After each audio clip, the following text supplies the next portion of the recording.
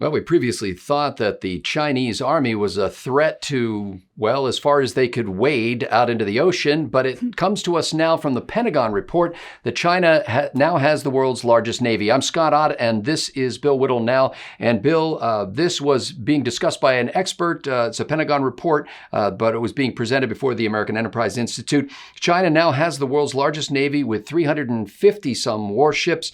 The United States at about 293, and China plans to add another 10 warships by 2030, going toward a 2049 goal of really being a world-class military that can conduct operations anywhere they need to. Bill, is this just China dealing with the reality of having to confront major military powers like the United States and others, or is there something more nefarious going on here that we should be concerned about?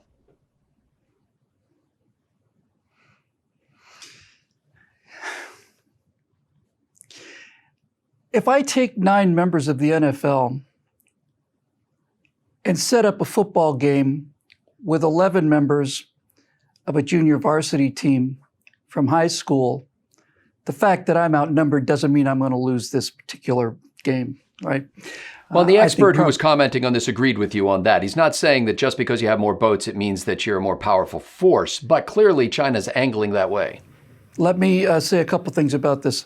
The first thing I'll say is that our Navy is grossly understaffed and undershipped. We are doing now with under 300 vessels what we were doing before with almost 600. And they are overtaxed, undermaintained, and there are a great deal of problems with the way the Navy is functioning that has really nothing to do with the Navy, has a lot more to do with procurement, and for many years had to do with the fact that Congress couldn't pass a budget under Barack Obama. They simply wouldn't submit one. So naval contractors working for the Navy trying to get ships repaired would say, how long would this take? And the civilians would say, this is probably a 14-month job. Do you want the deal or not? And then the naval representatives would say, well, we can't make a contract for 14 months because we don't know what our funding is going to be next year. Well, in that case, have a nice day. So that kind of thing has got to be fixed, and the Navy requires more ships for the work that it's doing, although it's beginning to look like the research that they're doing in terms of unmanned vessels and so on may be able to pick up some of that slack. With that said, let's talk about China. China, I think this is probably the best example of why this doesn't concern me in the slightest. Not to say that I'm not, let me rephrase that. It concerns me, obviously it concerns me, and to say something doesn't concern you in the slightest is the fastest way to get your ass kicked in a war. That's not what I meant to say. What I meant to say is I am not as worried about this as it would sound from the numbers, and here's why. Maybe a year ago now, I guess I remember there was a video that was put out and caused tremendous excitement among the Chinese people. It was about the first Chinese flat carrier deck, not a jump jet deck, not a vertical takeoff and landing deck, an actual carrier with catapults launching jets off the top. And you look at this and you think, wow, that's just like the American carriers. We've got 11 or 12 of them, but they've got one, and that surely means something. Only the problem is that the jets that they were launching off of that carrier were so underpowered that they could take off with the carrier, but they couldn't carry any ordnance, they couldn't carry any weapons with them. And that generally is a disadvantage when it comes time to an actual war. So you've got that public relations aspect to it. But I think far, far, far more important than this is that military power, especially in the age of technology, is not a question of the number of platforms. It's a question of the quality of the platforms, but more than anything, it's about the quality of the people. And beyond the quality of the people lies yet one more phase, and that is the quality of the training and the command and communications. The Chinese Navy, which is technically, if you want to know why I don't fear the Chinese Navy, I can make this very simple for you. I don't fear the Chinese Navy because the official name of the Chinese Navy is the People's Liberation Army Navy. That's why I don't fear the Chinese Navy. The Army and the Navy don't talk to each other. They've got the same relationship the Imperial Japanese Army and Imperial Japanese Navy had. They just hate each other. They won't talk to each other, won't even communicate.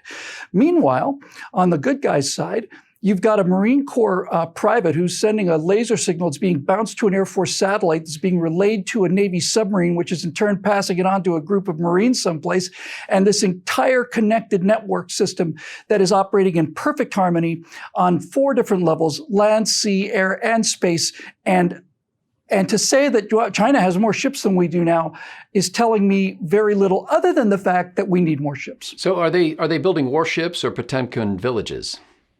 No, they're building warships. And the Japanese destroyer, I forget I want to say it's a Type 62 or something. I've forgotten the name. It's the functional equivalent of the U.S. Extraordinarily successful Arleigh Burke-class glided missile destroyers. But it doesn't have the software. It doesn't have anything like the Aegis system. They've got a number of hulls out there, and they're pretty decent hulls as far as hulls go. And by the way, this just made me think of something that I'd never really thought of before, but it's actually profoundly important. You know, the Japanese destroyer, I think it's memory serves now, I think it's a Type 52 destroyer, and their aircraft carriers are a Type 3 or so on.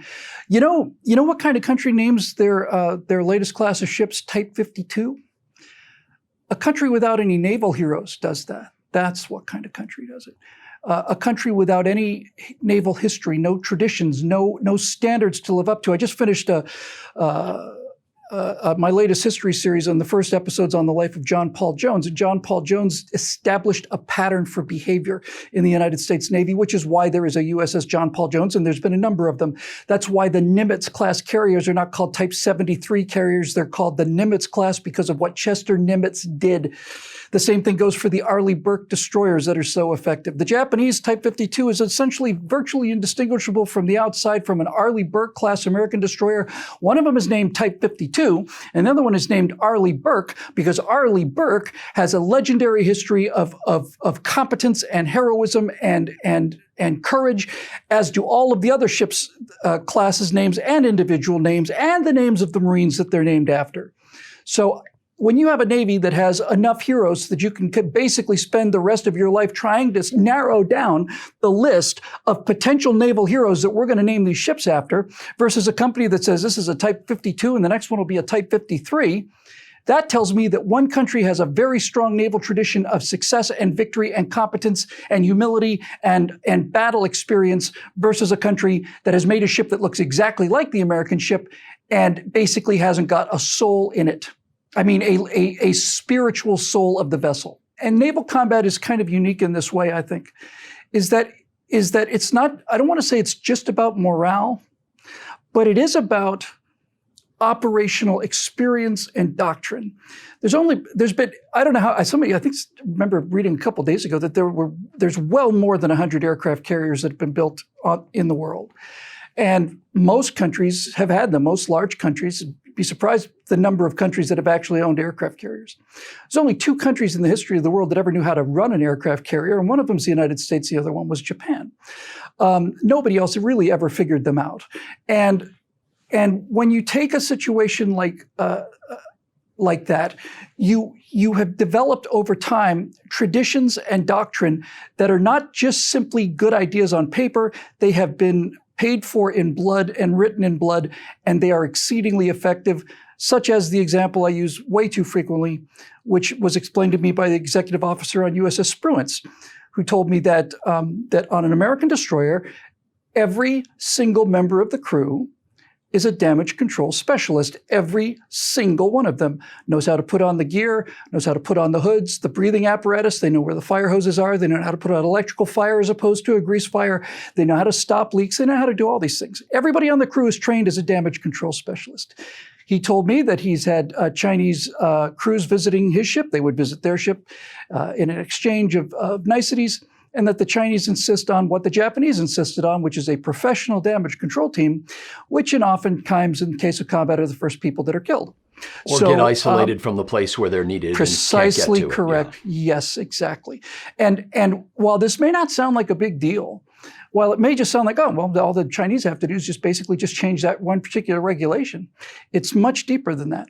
The reason that we do that is because as a nation of individuals, we believe in the power of the individual. We believe that a cook is as capable of saving an aircraft carrier as anybody who's trained for 40 years, if that cook has the proper training, the proper equipment, and the spirit to do so. The Chinese don't look at their crews that way, and neither do the Japanese for that matter. They look at people as specific cogs that fit into the machine and do specific things. And that's fine when you're dealing in peacetime. And you can, as a matter of fact, if you look at every single crew member as a precise cog in peacetime, you can achieve some remarkable things like that. But the problem with war is is that all of a sudden, cogs start getting knocked out of the system pretty fast. Then you realize you don't want cogs at all. You want cells. You want something that can adapt and move and reconfigure itself and do what has to be done in the moment and then go on and do something else in a different configuration. And we excel at this, and we excel especially with this idea of cooperation. It took a while. We were never as bad as the British or the Japanese. The British were super compared to the Japanese or the Chinese. We've always had intersurface rivalry in America, and I'm glad of it. I think it's a good thing generally. But we have learned, especially since Vietnam, we have learned that we don't go and fight as the U.S. Air Force doesn't go to war, neither does the Navy or the Marines or the Army. The United States goes to war. And when they go to war, they have all of their assets on the table and they use whatever they need to get the job done most effectively, and they reconfigure it in real time according to the changing situations. And that network and that ability to reconfigure yourself in real time in reaction to what the enemy is doing is an absolutely unbeatable advantage, and there's nobody else in the world that I'm aware of that's doing anything like that. I just want to quote my sources here. I got this from the news page of usni.org, and the source was Deputy Assistant Secretary of Defense for China, somebody named Chad Sbragia. I'm sorry if I mispronounce your name, Mr. Sbragia. But the final question for you, Bill, and we'll have to keep this short because we're coming against the top of the hour break. Yep. But the U.S. has increased its U-2 spy plane flyovers of the region and its freedom of navigation exercises, specifically in the South China Sea and elsewhere nearby, to let China know we're keeping an eye on them and we intend to keep those straits open, for example. But how do we know that this information coming from the Pentagon isn't just some more Pentagon budget boosting because we don't have a major world conflict going on right now and nobody thinks about the Navy except when we have a major world conflict going on? Well, I would say that if you look at military history, the only thing worse than overestimating your enemy is underestimating your enemy. So to say that this is the Pentagon knowing that they're not as strong as they claim they are, and that we're basically just using this to ramp up hysteria to get a bigger Navy, I'm not saying that hasn't happened in periods of our history, but that's certainly not happening here. We are definitely undermanned and we are undershipped in the United States Navy, and we need more platforms, and we need more people, and we need to pay them better. And most importantly, we need to treat maintenance with a much higher priority than we have in the past. And you can ask the crew of the Bonhomme Richard about that one. But with all of that said,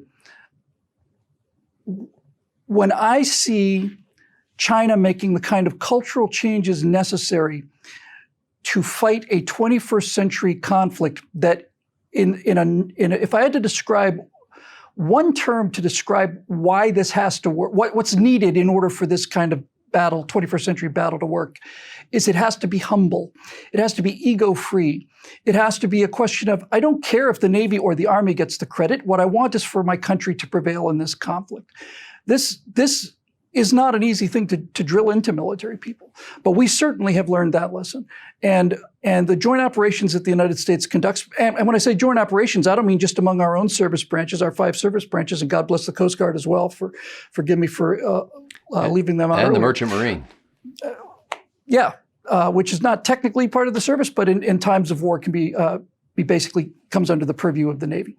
But not only do we perform these kind of functions very well, but we integrate with our allies, constantly doing operations with the Indians. We're doing operations with the Japanese, with our European allies. All over the world, we are operating with allies. And now you're really down to the main thing, Scott. And the Chinese are not doing joint operations with their allies. You know why that is? They don't have any allies? Precisely correct. Ladies and gentlemen, we're grateful to the members of BillWhittle.com who've made this enterprise possible. You can join us by going to that website and clicking the big green button. For Bill Whittle, I'm Scott Ott. Thanks for watching.